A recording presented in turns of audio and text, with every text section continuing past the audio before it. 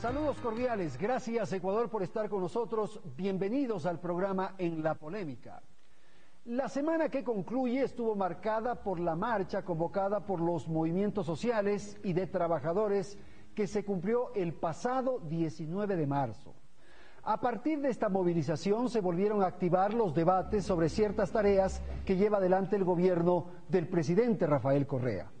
Es bueno discutir alrededor de asuntos como la implementación de las salvaguardias a 2.800 partidas en porcentajes que van del 5 al 45%. Hay temas controversiales que han hecho primera página. Me refiero, por ejemplo, al tema de la familia, de la sexualidad, de la afectividad, de la salud pública o del tema moral. Está pendiente una definición alrededor de las enmiendas a la Constitución que plantea el oficialismo. Allí se coloca el asunto de la reelección indefinida como el punto más controversial y como telón de fondo hay un debate también sobre la opción de una consulta popular para resolver este tema. Incluso se expresan asuntos internacionales que vale la pena discutirlos y que tienen vinculación de alguna manera con lo nacional. Allí debemos ubicar, por ejemplo, esta multitudinaria marcha que se cumplió el pasado domingo en Brasil y la angustiosa, compleja crisis que se vive en Venezuela. El Ecuador del momento tiene complejos temas que tienen que ser resueltos en vista a la baja del precio del petróleo. El país del momento no es el mismo de hace 3 o 4 meses. Hay una contracción de la economía y los agentes económicos se han replegado esperando ver el reacomodo de la economía para actuar. Bueno, estos son los temas, algunos que vamos a tratar en el transcurso de esta discusión, de esta conversación. Quiero agradecer a la señora Rocío Bastidas, bien que me corrigió, Rocío Bastidas. Ella es dirigente, digamos, de los barrios de Quito y representa a la Asamblea de Territorios de la ciudad capital. Gracias, Rocío, por estar con nosotros. También está con nosotros Paola Pavón, asambleísta del Movimiento de Gobierno de Alianza País. Agradezco la presencia de César Rodríguez. Él fue asambleísta constituyente, actualmente es dirigente del Movimiento Nacional Podemos. Agradezco también la participación del doctor José Bolívar Castillo, alcalde de la ciudad de Loja y actualmente es vocero del Frente Unidos. Gracias entonces a las damas, a los caballeros que están alrededor de esta mesa y por cierto dejo expresa constancia que las opiniones, los criterios que se viertan en este programa son de exclusiva responsabilidad de nuestros invitados. Doctor Castillo, voy a empezar con usted. ¿Cuál es el Ecuador de este momento? Después de las marchas tal vez. Vamos a ver. Bueno, después del ejercicio de la democracia tumultuaria, ¿no? Tenemos que, como usted bien dice, reflexionar sobre lo que toca hacer, porque la definición de lo que somos nunca es lo que decimos, sino exclusivamente lo que hacemos. Desde mi modesto punto de vista, como vocero de Unidos, usted lo ha reconocido, aquí hay una gran tarea, que la está construyendo el pueblo ecuatoriano. No es cuestión de un partido, hay un liderazgo consolidado, evidente, que es necesario aprovecharlo precisamente para catalizar fuerzas en función de empujar un proceso. ¿En qué consiste este proceso? ¿Usted cree que es el pueblo ecuatoriano el que está participando? Es el pueblo ecuatoriano. De otra manera no se explica cómo en sucesivas elecciones, cuando ha estado presente este liderazgo que cataliza fuerzas en función de estos objetivos de cambio, siempre ha habido una votación cada vez mayor. Otra cosa son las cuestiones de los partidos y de los movimientos, que es una situación diferente. Entonces es el pueblo ecuatoriano el que mueve un proceso de cambio. Proceso de cambio que tenemos que manejarlo con originalidad. Nosotros no nos vamos a adscribir a las recetas que vengan de afuera, sino a construir con imaginación, con capacidad de innovación, qué es lo que va a hacer este Ecuador, que no solo tiene que llamarse Ecuador por la línea imaginaria, sino llamarse Ecuador porque tiene que ser el país de la equidad. Esa es la gran transformación que hay que lograr, la equidad. La equidad, que no es igual a la igualdad. Sí, claro. La igualdad es a todos según su necesidad. La equidad no es a todos según su necesidad. Es a todos según su rendimiento. a partir de las bases de dignidad humana fundamentales, ¿verdad? Ok, César, a ver, su apreciación del Ecuador después de las marchas y este reto de alguna manera que ha planteado el doctor Castillo. Bueno, un saludo a todos mis contertulios y a los televidentes. Yo creo que el Ecuador que vivimos hoy es un Ecuador que está dejando atrás el miedo.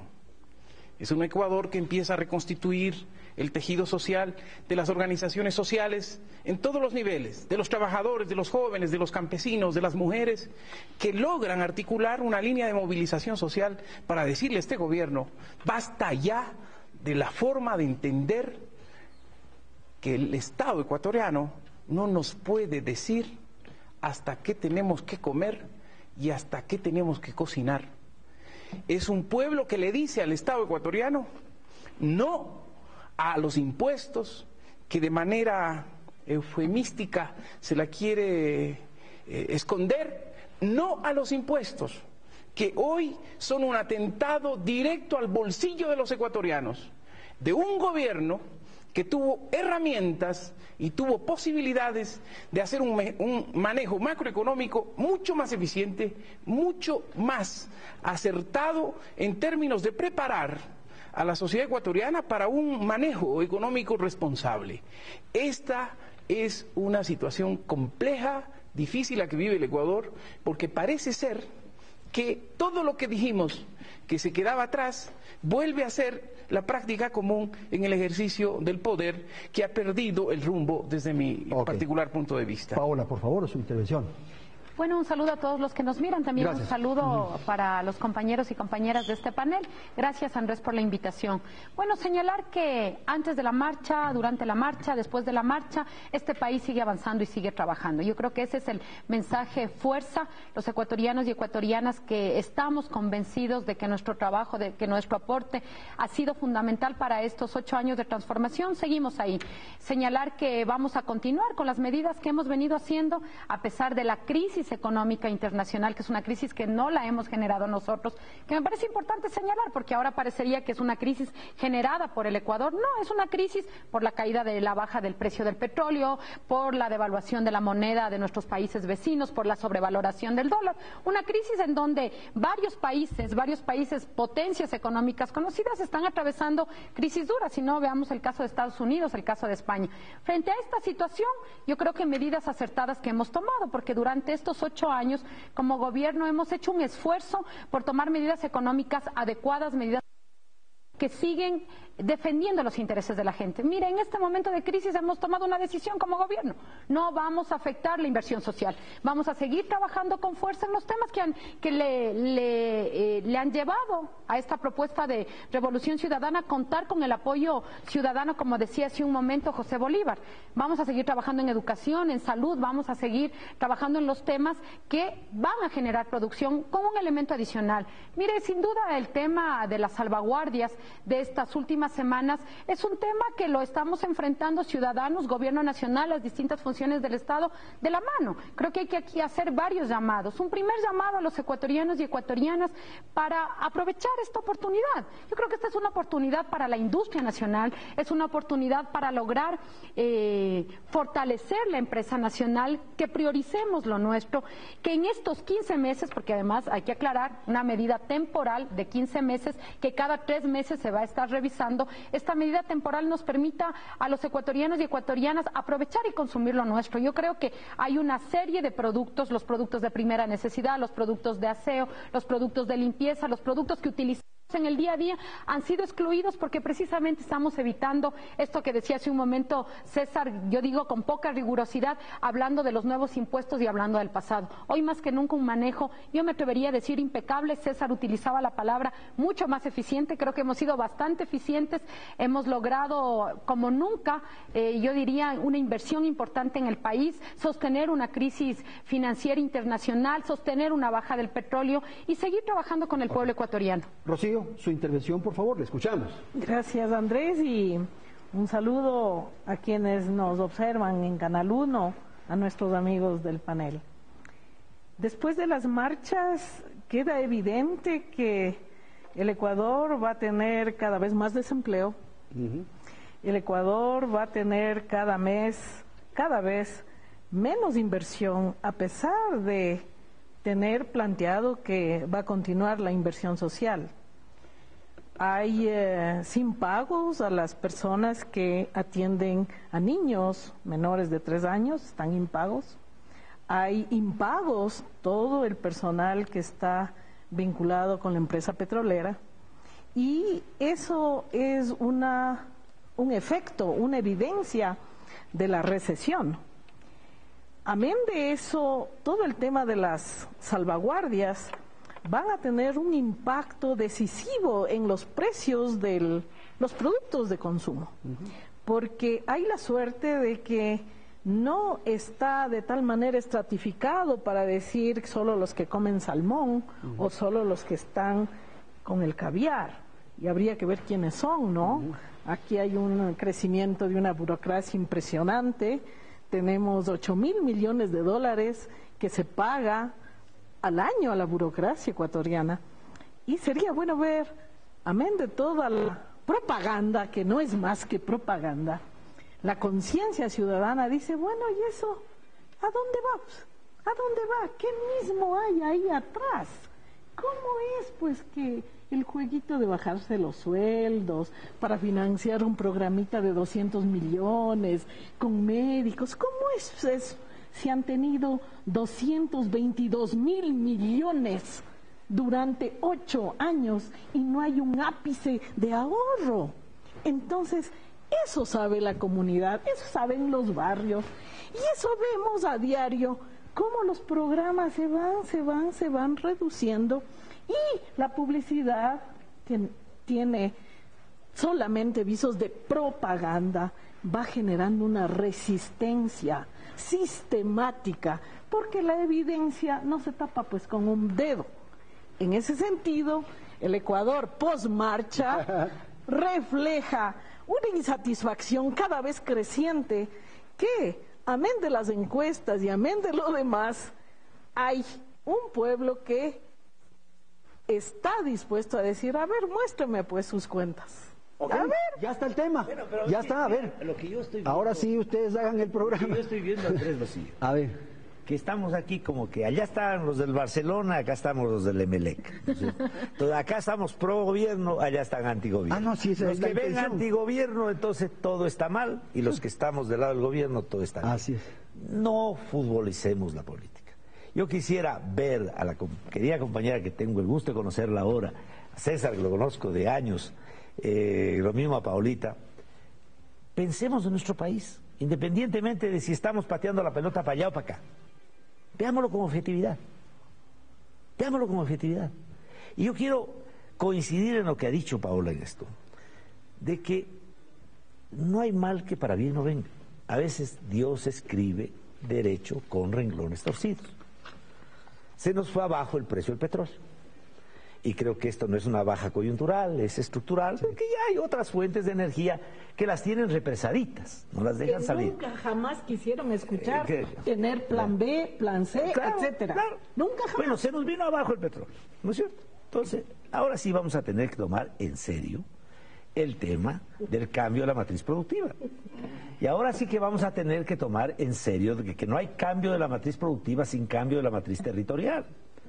Que hay que descentralizar, que hay que generar equidad territorial. De otra manera, todo se nos amontona en Quito y Guayaquil y hay que gastar la mayor parte de la plata del Estado, como decía la compañera, en miles de millones de dólares en vías de descongestionamiento en las grandes metrópolis, cuando lo que hay que hacer es fomentar la actividad productiva del Ecuador considerado en su conjunto con todas sus potencialidades. Ese es el reclamo que se hace, doctor. Exacto. ¿Por qué en estos 8 años no se estimuló la inversión privada? ¿Por qué no se estimuló a la empresa privada, el aparato productivo? Ahora de las vacas flacas me voy a reunir con los empresarios, ahora sí les voy a hacer esta atención. No hay mal que para bien no venga. Ya. El tema de las salvaguardas. Sí, totalmente. Yo, mi querida compañera, siempre me he preguntado esto. ¿Por qué razón tiene que el libre comercio ser un dogma que funciona solo de norte a sur y no puede funcionar de sur a norte? ¿De dónde acá? De manera que los señores de las grandes potencias industriales, ellos predican el dogma del libre comercio y nosotros tenemos que ser alumnos aplicados de la teoría del libre comercio. Entonces aquí sí, venga nomás tu reino, hagan lo que quieran, metan.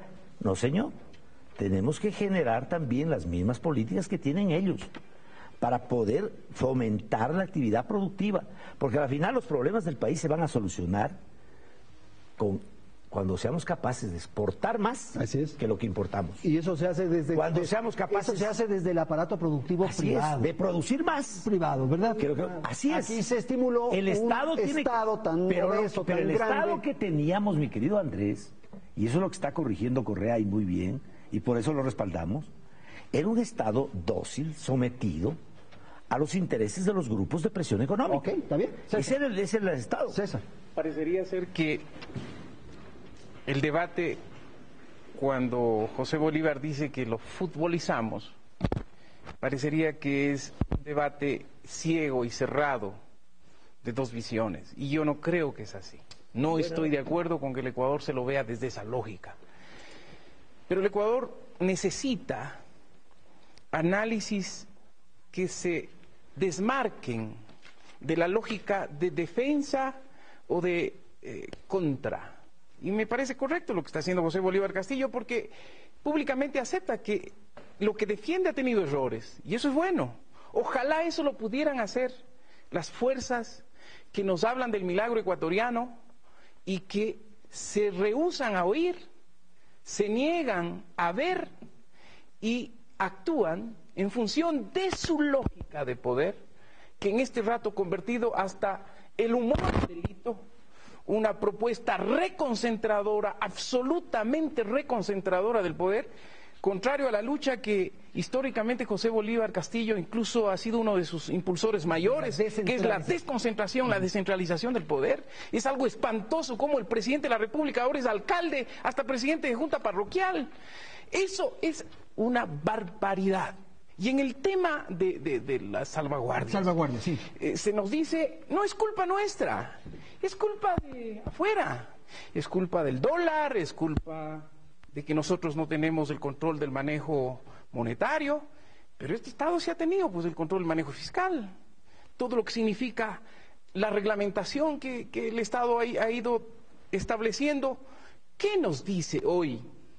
Y Paola acaba de repetir, qué maravillosa oportunidad para los productores ecuatorianos, qué maravillosa oportunidad para la economía popular y solidaria, por ejemplo. Pero sería una maravillosa oportunidad si durante estos 8 años se hubiese orientado la inversión de este gobierno a esos sectores. Y entonces ahora nos dicen que los pobres no comen manzanas chilenas. O salmón, como dice. Pero señores, ellos se olvidan de que 9 de 10 manzanas que se consumen en el Ecuador son chilenas, que la mamá más pobre compra una manzana para hacer la compota o la papilla, como dicen, de los bebés, y eso es un golpe directo a la economía. Por eso se niegan a aceptar que es un paquetazo económico, porque los paquetazos económicos antes venían por el alza de los combustibles. Se eleva los combustibles y se eleva todo. Ahora nos dicen que no es paquetazo porque solo se elevan 2.800 productos. Ese es un manejo, yo digo, cínico, por no decir sinvergüenza, de que no es impuesto. No, esto es algo para mejorar, dar oportunidad a la economía ecuatoriana. Me parece una barbaridad. Hola, sí. Mire, algunas puntualizaciones. Primero, señalar y decirle a Rocío con mucha estima, claro que hemos ahorrado, Rocío. Este cuento que nos repiten en los medios de comunicación que no hemos ahorrado es falso. A mí me habría gustado que hace 40 años, por ejemplo, los recursos del petróleo se hubieran invertido en las obras importantes. Hoy podemos decir que estamos construyendo las grandes obras que van a significar el ahorro a mediano y largo plazo. El tener una refinería de Esmeraldas en óptimo recurso, el tener 8 centrales hidroeléctricas operando en el 2017, el tener la refinería del Pacífico con el 80% del estudio casi listo, ¿sabe qué sí va a significar? 1 millón de ahorro para una política social. Ese era el ahorro que no se hizo, porque antes nadie quería ahorrar, porque antes no era importante invertir ni en carreteras ni en centrales hidroeléctricas. Cuando se dice, no vemos las obras, ¿dónde están las obras? Que nos den cuentas de la plata, ahí está la plata, ahí están las obras. O bueno, si no... Paola, sí había carreteras, pues. Pero, había carreteras. Discúlpeme. O sea que Eloy Alfaro no construyó nada, que García Moreno no construyó nada. Pero Andrés, no podemos desconocer que en los últimos 40 años este Estado ha estado abandonado, que el modelo neoliberal priorizó el capital por sobre los recursos de todos los ecuatorianos y ecuatorianas. Mire, hace 40 años y no se ha hecho una inversión. La productividad de la refinería de Esmeraldas en el caos, mientras nosotros seguimos produciendo petróleo y comprando derivados. Esa compra de derivados que tiene una ganancia de pocas manos en desmedro de lo que los ecuatorianos y ecuatorianas consumimos. Para que podamos ver los datos, porque dicen, bueno, carreteras sí ha habido. Vamos al tema de la inversión. Solo desde el 2009, en el 2009 la inversión del Estado ecuatoriano en educación fueron 1.824 millones. A el 2015... 4.267.44 millones. ¿Cuál era el presupuesto aquí? Sí, claro. aquí, pero no tengo el dato del presupuesto, pero podríamos chequear. Pero es que aquí hay un tema de fondo, y el tema de fondo no es que el país ha tenido plata y ha tenido petróleo.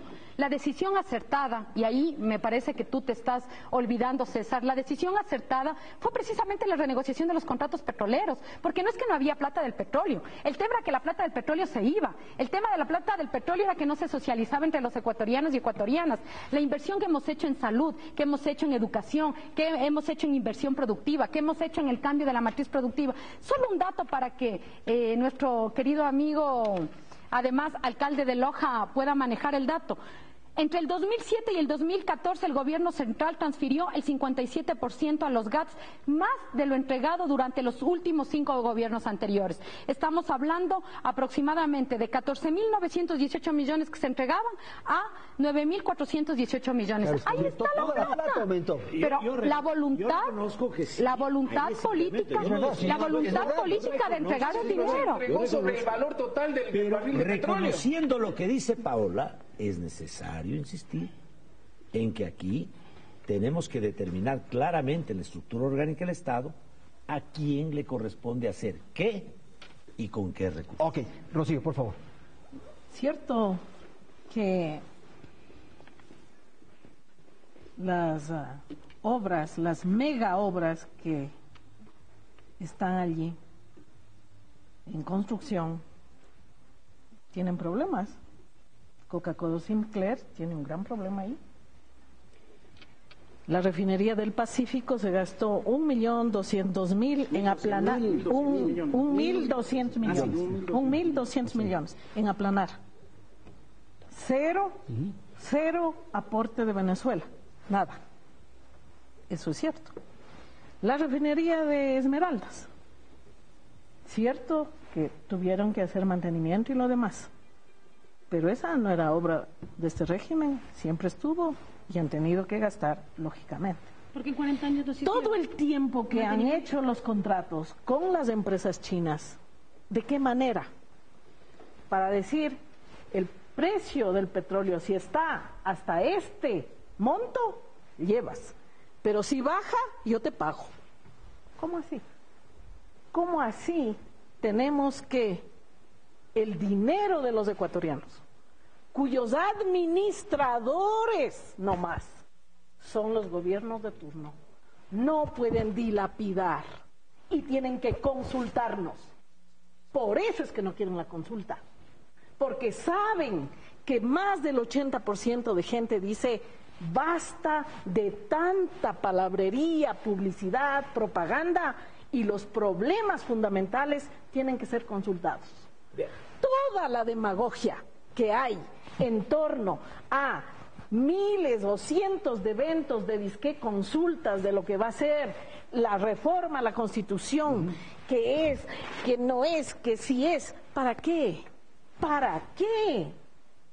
Todos sabemos que hay un mandato y que la Asamblea cumple ese mandato y los demás poderes del Estado lo mismo.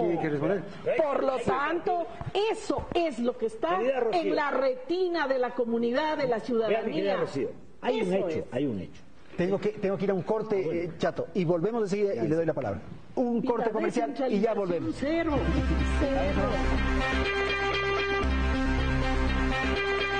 Bien, vamos con la segunda parte del programa. Había comprometido dar la palabra al doctor Castillo. Por favor, sobre lo que acaba de decir antes del corte, Rocío. Rocío. Quiero decir a mis amigos del Barcelona o del Emelec que no hay razón para estar tan tristes, que estemos alegres, que podemos al país darle una orientación positiva y que no es culpa de nadie que el pueblo ecuatoriano haya nombrado una asamblea donde hay no solo mayoría, sino una mayoría calificada de 2/3 partes designada por el pueblo ecuatoriano. Y entonces, si la Constitución dice que las enmiendas se hacen por parte de la Asamblea, ¿por qué razón tenemos que hacer un referéndum cuando la Constitución dice que eso puede ser realizado por la Asamblea? Estaríamos despilfarrando recursos y no hay razón para hacerlo. Y yo de Correa, ¿sabe qué haría? De puro malo, yo llamaría este rato a referéndum a ver si hay claro, y barremos, y además para tener más autoridad, digamos, en la decisión. Pero no hay por qué gastar plata en todo si se esto. gastan en otras cosas. Pero si dice la Constitución que tiene que ser hecho vía asamblea, pues se hace vía asamblea. Ahora, hay 3 modificaciones. Espérate un ratito. Pero es que no es el Vamos a la tema, consulta, consulta primero, después el contenido de la siguiente. Yo creo que no es el tema simplemente de si se hace o no se hace, y Ahorrar, se prevé ahorrar. ahorro o no. Yo creo que con una fracción del gasto en propaganda se financia una consulta popular. El problema en este rato es que la Constitución de la República no es propiedad de Correa, no es propiedad de los 100 obedientes de la Asamblea Nacional. Es propiedad del pueblo ecuatoriano. Y este gobierno que ha hablado de democracia participativa, ahora recula y dice, no, nosotros somos democracia representativa. Es decir, ya los asambleístas nomás tienen que tocar la Constitución. Cuando hasta ayer hacíamos las consultas por democracia participativa. Y en este rato, sobre temas que tienen que ver con el futuro de la democracia ecuatoriana, se le niega al pueblo el derecho a pronunciarse. Recordarán, ecuatorianos, que en Montecristi se ponía como ejemplo de lo perverso del poder perpetuo en el ejercicio de la administración del Estado, lo que era 32 años de un alcalde en Muisne, que ejercía democráticamente la reelección indefinida. Ese es el siguiente tema. Eso es parte de lo que está en juego en este rato. Consulta, por favor. Sí, pero antes de la consulta yo le escucho a César, le escucho a Rocío y sobre todo me sorprende Rocío porque parecería que nos olvidamos del país que encontramos. Ustedes nos reclaman en 8 años lo que no se ha hecho en este país durante los últimos 100 años. Nos hablan ahora de paquetazos económicos. O sea, solo es cuestión de revisar. Osvaldo Hurtado, sucretización. León Febres Cordero, aumento del 66% de los precios del combustible. Y pulverización de la sucretización. Sixto Durán Ballén aumentó los combustibles al 160%, aumentó el precio del gas al 200%. Abdalá Bucarán decretó un paquetazo que terminó en la salida, no pudo hacer la convertibilidad, Yamil Maguad la concretó. Y en 8 años parecería que no hemos hecho nada. En 8 años parecería que este país no ha cambiado y no ha evolucionado. Y esa creo que es la gran debilidad de la oposición. Yo les planteo a la inversa. Si están tan seguros que esta oposición crece de manera sistemática, como decía Rocío, ¿cuál es el temor de que la Asamblea Nacional pueda pasar una enmienda en donde haya la posibilidad de que un candidato vaya a la reelección?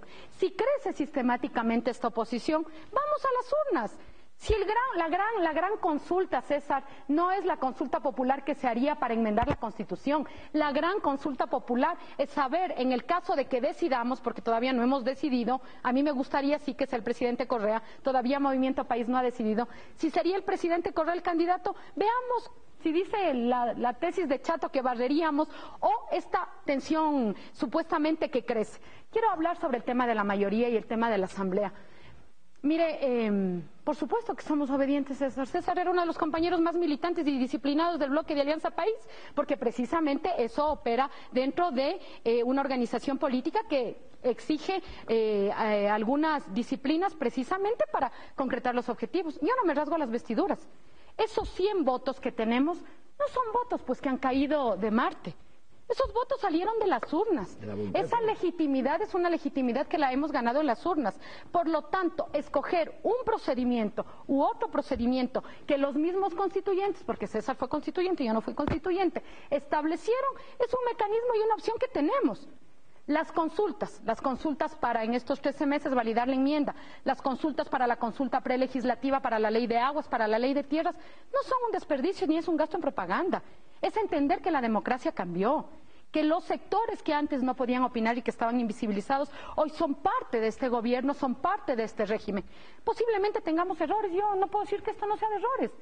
Estamos 8 años conduciendo este país que lo recibimos en descalabro.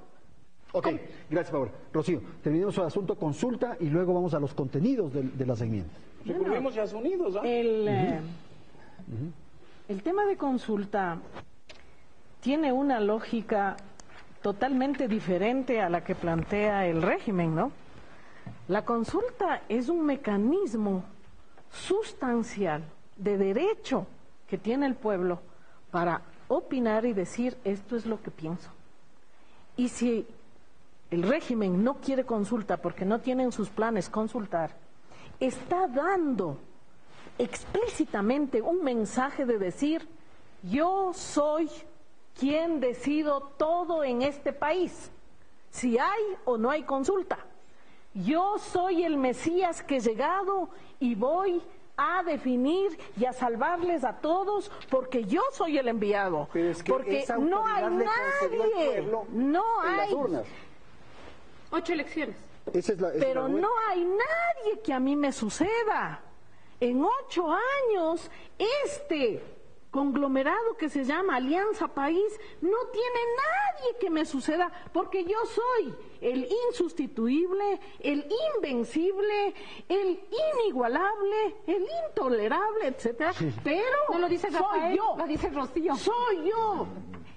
Ese es el mensaje que está atrás de toda una maquinaria que se opone a poner en el debate una consulta clara, directa, diáfana, en decir, esto es lo que queremos. ¿Por qué fue todo el melodrama que hizo con los Yasunidos? ¿Por qué? Porque se dio cuenta que tenían más de 700,000 firmas, que después ese, que no me acuerdo, Paredes, hizo toda una manipulación totalmente sin nombre para tratar de evitar que eso ocurra. Y da la casualidad que ahora con los estudios económicos se dan cuenta que hay que invertir. No hay que invertir, porque es un petróleo con un API tan malo que hay que ponerle más petróleo para que se haga más y sacar. Ya. ¿Cómo, pues? A ver, tal vez nos ponemos un poquito el tema de los contenidos de las enmiendas. Rápidamente, los tres que yo espero menciona que usted que son... yo soy no sea practicado por los dirigentes sindicales y de las organizaciones a las cuales representa aquí muy bien Rocío, ¿no? Porque siempre los seres humanos tenemos una visión subjetiva de nosotros mismos, siempre. A veces nos olvidamos de eso, ¿no? Pero yo creo que aquí, en el caso ha habido la voluntad consecuente de un pueblo que está empujando un proceso de cambio único en América Latina. No es igual a lo que sucede en Venezuela, ni es igual a lo que sucede en Cuba, ni es igual a lo que sucede en Chile, ni lo que sucede en Brasil. Aquí estamos nosotros haciendo los cambios que creemos que se debe hacer en este país y empujándolos sistemáticamente. Y el pueblo es el que está atrás. Yo viví esto, por ejemplo, en la elección de la alcaldía de Loja. 4 veces he sido elegido alcalde de Loja. Si a mí me preguntan qué opino de la reelección, es como preguntarle a un elefante qué opine de narices. Ya. He sido reelegido varias veces. ¿Por qué? Porque el pueblo le ha dado la gana. Entonces, vamos al contenido. Primer contenido. Se tiene que reconocer el derecho que tiene un pueblo de saber si da o no da continuidad a un proceso. Y a veces, para dar continuidad a un proceso, los liderazgos son necesarios. No diría yo indispensables, pero sí necesarios. Otro punto básico que yo lo considero fundamental, el tema de las Fuerzas Armadas. ¿Cómo me va a venir aquí con el cuento de que las Fuerzas Armadas están ahí solo para cuidar las fronteras y cuidar los mapas. No, pues la soberanía nacional no es solo un problema de mapas, ni de límites. Es un problema humano, es un problema económico, es un problema científico, es un problema cultural, es un problema sanitario, es un problema informático. Bueno, las Fuerzas Armadas forman parte de un sistema de seguridad pública que tiene 3 elementos básicos, que es lo que tiene que plasmarse en la ley que tiene Fernando Bustamante todavía represada en la comisión, que son 3 elementos. La policía local o municipal, la sede metropolitana, no metropolitana, municipal, que tiene que tener 3 armas, ¿no es cierto? 3 departamentos. El uno, que es los servicios públicos generales, o sea, ornato, higiene, mercados, etcétera. El otro, que es tránsito y transporte, y el otro, que es defensa contra incendios y enfrentamiento de desastres. La Policía Nacional, que es el nivel medio, ¿no? Igual que en educación la secundaria, ¿no? Que tiene que dedicarse a lo que es. ¿Y las Fuerzas Armadas? Y las Fuerzas Armadas, que son el nivel superior, ¿no? Okay. Pero tienen que actuar como un sistema absolutamente integrado.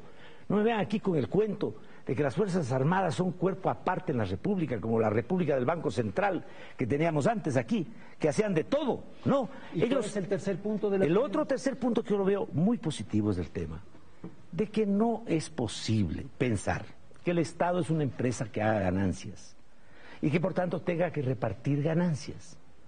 El Estado es el pueblo. Claro. El Código de Trabajo se hizo. ¿Se hizo para qué? Se hizo para defender al trabajador frente al afán de ganancia del propietario capitalista, que busca apretar a la parte más débil para maximizar sus utilidades. Para eso es el Código de Trabajo. Es hijo legítimo de la teoría de la lucha de clases. Pero eso no se puede aplicar al Estado, porque lo que hemos visto aquí es una felonía verdadera, ¿no? Aquí privatizaron el seguro, privatizaron la educación, privatizaron la salud pública, privatizaron los teléfonos, privatizaron la electricidad, y ahí van privatizando el petróleo por la vía sindical y de los contratos colectivos. Eso no puede ser así. El Estado es el tema del Código del Trabajo. El Código de Trabajo es aplicable solo a la empresa privada, y eso es absolutamente sano. Yo creo que esas 3 reformas son fundamentales. Las otras son más bien, que yo diría, ni quitan ni ponen. Aunque el servicio público de los medios sí es delicado. ¿Quién no ha de ser servicio público? Por favor. Perdóname, lo que estamos haciendo aquí, lo que estás haciendo tú, ¿no es un servicio público? Lo que estás haciendo tú este rato. No depende del Estado, pues. No depende del Estado, pero estás haciendo un servicio público. Es un derecho. A mí me parece... también es un derecho. A mí me parece interesante la defensa... Un poco de fuerza lo de las enmiendas. Me parece sobre tiempo, interesante la defensa apasionada de José Bolívar, porque parecería ser que él es un ciudadano que recién se integra a la lucha política. Y resulta que José Bolívar Castillo es parte de todo eso que dice que privatizó. Entonces él privatizó la educación. Yo peleé duro. Su gobierno en la democracia cristiana, el gobierno de la socialdemocracia, esos son también la memoria histórica del Ecuador. Entonces yo digo, ok, está bien. Las enmiendas constitucionales, el presidente de la República, yo digo en último término, tiene derecho de proponer cualquier barbaridad de reforma. Tiene legítimo derecho. Lo único que le pedimos es consúltelo al pueblo. ¿Quiere reelegirse indefinidamente? Perfecto, vamos a la reelección indefinida. Consúltelo al pueblo, nada más. Pero hoy hay reformas que son, yo diría, peligrosas para el sistema democrático ecuatoriano. Las tres, César, rapidito. Cuando ahora el humor es un delito, ¿cómo será cuando sea un servicio público la comunicación? Cuando a la Contraloría se le resta la capacidad de control de la gestión del Estado, de la cosa pública, yo advierto el peligro de instaurar la impunidad absoluta. Quieren una Contraloría que solo sea caja de entrada y salida, de control, caja de recibos, de facturas, de dineros, nada más. Y no hay gestión. Importa un comino en qué se gasta la plata, cómo se gasta, en dónde se está generando la corrupción más grande en este país. Eso quieren eliminar.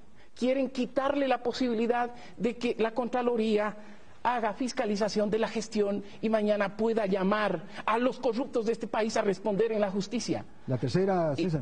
La tercera, que me parece a mí grave, es que se retrocede en derechos cuando a los trabajadores del sector público se les impide o se les coarta el derecho que lo han ganado, que lo tienen, que es una constitución que se declaró no regresiva. Hoy, violando la constitución, se pretende hacer lo contrario. Y la militarización de la sociedad es peligrosa.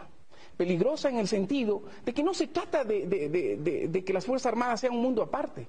Se trata de que a las Fuerzas Armadas se les pretende, desviando de su objetivo fundamental, convertirlos en un Estado concentrador de poder autoritario. Las Fuerzas Armadas son un peligro mayor en la medida en que se convierten en instrumentos de manejo directo del control de la seguridad interna. Rapidito, lo de las Fuerzas Armadas. A ver si puedes... Mira, a mí me parece que las Fuerzas Armadas forman parte del sistema de seguridad pública que tiene el Estado. Y ese sistema, vuelvo a repetir lo que dije, tiene 3 niveles. Nivel primario, Policía Municipal, nivel secundario, Policía Nacional, y superior, Fuerzas Armadas. A ver. Algunos temas. Primero, señalar que tampoco los que estamos ahora en Alianza País hemos sido puros. O sea, reivindicar nuestro cuestionamiento fue la partidocracia, no a elementos importantes y positivos como José Bolívar. Yo ahí tengo que insistir porque no todo el pasado es malo. O sea, habían sectores políticos que beneficiaban a sectores oligárquicos. Entonces creo que hay que reconocer, porque también Movimiento País es parte de la pluralidad de una serie de pensamientos. La primera cosa. La segunda cosa que quiero señalar es ya respecto al tema de las enmiendas. Mire, cuando estamos con la gente, cuando estamos en la calle, cuando estamos en esos diálogos que para algunos sectores son infructuosos y es propaganda, la gente te puede decir que, por ejemplo, la reforma en el tema de seguridad es necesaria. Es necesaria. Este gobierno es un gobierno que ha hecho una inversión enorme en modernizar la Policía Nacional, de generar ahora puestos de auxilio inmediatos en circuitos, en tener alarmas de pánico, tener el ECU, que es un avance impresionante, que podamos hoy con cámaras monitorear nuestras ciudades. Hemos hecho una inversión fuertísima. Pero sin embargo es insuficiente, y creo que la complementariedad de las Fuerzas Armadas es clave para este proceso, sin temores de militarización ni nada, con reglas claras establecidas, y ahí creo que la enmienda constitucional tiene que completarse con la ley que se está tratando en la Asamblea Nacional, donde incluye la Policía Municipal. Y no generar estos miedos y estos resquemores cuando la gente reconoce la voluntad de este gobierno de generar mayor seguridad. El tema de la Contraloría. César, desde que ustedes plantearon el tema de la Constitución, la Contraloría no hace gestión, no hace control de gestión. Claro. Y no hace además un control adecuado. Yo sí digo, y lo digo públicamente, porque cuando lo tengo que decir, lo digo. A mí me gustaría también un acompañamiento mucho más fuerte de la Contraloría. Pero en el tema de la supresión de la gestión no es que estamos coartando la función y la posibilidad que tenía la Contraloría. Yo creo que ese fue uno de los temas que de manera poco acertada se incluyó en la ¿O será que molesta más de 1.200 informes que están en la Fiscalía que no dicen nada? Yo te digo, hay que reclamar a quien tengamos que reclamar. Yo lo digo públicamente, me gustaría una Contraloría que acompañe, y no solamente el tema del gobierno central. Nosotros con José Bolívar fuimos compañeros en la Comisión de Gobiernos Autónomos y Descentralización. Necesitamos acompañar a 821 juntas parroquiales, 221 gobiernos municipales, 23 gobiernos provinciales, porque parecería que el Estado solamente es el gobierno nacional. No tuve la posibilidad de decir qué enmiendas me gusta. Me gusta mucho el tema de disminuir la edad. Disminuir la edad para el cargo de la presidencia, porque creo que no solamente hay que pensar que este país es un país de aquí al 2019, este es un país que sigue avanzando, y sin duda hay una serie de actores, no solamente de Alianza País. Yo sí tengo fe en este pueblo ecuatoriano, yo sí creo que hay una renovación, creo que hay una actitud distinta del pueblo ecuatoriano, creo que hay una cultura política distinta. Listo. Rocío, su intervención rapidito sobre las enmiendas. Estoy sobre el tiempo. Las enmiendas están pensadas para perennizar este modelo totalmente concentrador y totalmente centralizador para impedir todo lo que está reclamando Bolívar. Nada de descentralización, todo con trampa. Esa es la característica. Segunda cosa, el tema de la comunicación es clave, es un derecho. Y que quererla poner en servicio es para tener más control, más persecución, más juicios y justificar toda una inversión que han hecho en esas series de monitoreo de medios de comunicación. Para eso, para amedrentar. La otra parte, que es fundamental, Contraloría, es para que cuando ya no estén, nadie les diga pío. Rocío, 30 segundos. Voy a ir a la publicidad. Por lo tanto, ya volvemos. En un instante retornamos. Vamos al segmento final. Rocío, le interrumpí. Usted estaba refiriendo los temas de las enmiendas lo más rapidito posible. Sí, que las enmiendas están pensadas para el modelo que está vigente y reforzar y radicalizar ese modelo que genera una serie de conflictos con todo el mundo, con los indios, con los estudiantes, con las amas de casa. Digan con quién no se pelea. La otra cosa, la comunicación es un derecho, no es un servicio. Y el derecho es que todos podemos ejercerlo libremente, que no necesitamos persecución ni que nos den permiso para decir lo que pensamos, decimos y actuamos. Por lo tanto, eso es una simple iniciativa para seguir controlando el pensamiento de la ciudadanía y de los demás. Por lo tanto, eso tenemos. Y la Contraloría, si quieren cambiarle esas funciones, es para dejar todo impune. Todo así. Entonces, la gente dice, chuta, si hay que tener dos dedos de frente para darnos cuenta cuál es el juego. Pues. Ok, José Bolívar. Bueno, yo quiero decirle que lo que es un derecho, ¿no?, puede ser también un servicio público, y en muchos campos, ¿no? Usted puede tener una casa de salud. Ahí está el derecho fundamental a la salud. Y nosotros siempre diremos, quien pone un negocio o pone una institución, así sea, para no obtener réditos de salud, está prestando un servicio público. Y el Estado, que representa al todo, tiene que darse cuenta si ese servicio que se está prestando reúne las condiciones de calidad, reúne las condiciones de seriedad fundamental para que eso sirva. En el caso de la comunicación, que tanto se rasgaron las vestiduras sobre la ley Mordaza y que estaban aprobando una mordaza sin muelas porque no había ninguna autoridad encargada de ejecutar la norma, pues el Estado tiene que jugar un papel.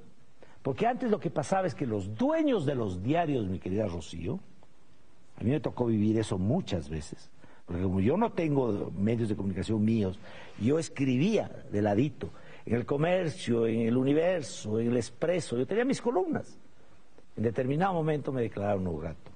Y me dijeron que mi opinión disentía tan radicalmente de la línea editorial del diario, que se veían en el dolorosísimo caso. Podías ir al Comercio, al Universo, al Expreso, podías un poco moverte. Bueno. Ahora si te peleas con el gobierno no puedes hablar en ninguno. A ver, no, vamos, es que no tiene que ser así. Es que ese es el tema, el otro que es público es del gobierno, no de este gobierno, del de mañana. Del mañana, el gobierno de mañana, el rato que no puedes pensar igual que piensa el gobierno. El gobierno representa al todo, siempre. Okay. Y lo que pasa es que a veces nosotros creemos que un gobierno es parte de un partido. No, los partidos no pisan el umbral del Estado. Ese es el gobierno ideal. Es el gobierno ideal. Es que ese es el gobierno que tenemos que tener. Paola, lo más rapidito porque estoy yo. Prendan los noticieros todas las mañanas, vean cómo aquí hay libertad de expresión y nos señalan todos los días aparentemente los errores del gobierno de la Revolución Ciudadana, todos los días, primera cosa. Segunda cosa, no puedo dejar suelto el tema de la descentralización, es uno de mis temas. Yo he trabajado la mitad de mi vida en descentralización y puedo reconocer los cambios, están a la vista. No solamente una constitución con régimen de competencias, un código de descentralización, una ley de planificación y finanzas públicas, planificaciones, planes de desarrollo, 21% de los ingresos permanentes, 10% del ingreso no permanente, asignando mensualmente, sin marchas, sin, ¿te acuerdas?, caravanas al Ministerio de Economía para que nos den los recursos, descentralizándose el país. Yo creo que la equidad territorial es clave para el avance. Yo quiero señalar diciendo que a veces esta postura también, yo diría, sectaria de algunos sectores de oposición y algunos medios de comunicación, no voy a generalizar, nos hace olvidar el Ecuador que recibimos. Odio repetir las consignas, no me gusta, no soy de consignas, pero ahora a propósito del 8 de marzo que pude revivir lo que fue el feriado bancario, puedo decir con fuerza. Yo no quiero ese desastre de país que hace 8 años recibimos los ecuatorianos y ecuatorianas. Sin duda, tendremos muchos temas que mejorar, tenemos posturas críticas en algunos de esos temas. Creemos que este Ecuador puede ser mejor. Sigamos construyendo. Yo creo que con o sin marchas, este Ecuador ha demostrado en estos últimos 8 años que puede tener una hoja de ruta propia, que sin, y yo diría, intervención de otros países, que sin manejo de la oligarquía podemos ir construyendo nuestro propio futuro. Ok, César. Yo diría que el Ecuador post-marchas es un Ecuador que demanda de los ecuatorianos y de los patriotas una actitud de buscar una unidad para enfrentar un proceso que creo ha llegado a su tope. No es posible que en el Ecuador como se criticaba con tanta fuerza el feriado bancario, que era para quitarle dinero al pueblo ecuatoriano. Hoy vivimos un feriado arancelario que le quita dinero del bolsillo a los ecuatorianos y reeditamos las mismas políticas de siempre. Yo creo que el Ecuador de hoy es un Ecuador que le apuesta al futuro, que rompe el miedo y que está dispuesto a movilizarse para construir un Ecuador democrático, profundamente democrático, diría radicalmente democrático, un Ecuador productivo y un Ecuador solidario. Está por hacerse, porque la revolución que hemos tenido ha sido apenas una caricatura de revolución. Muchísimas gracias. Vuelvo en un instante para despedir el programa.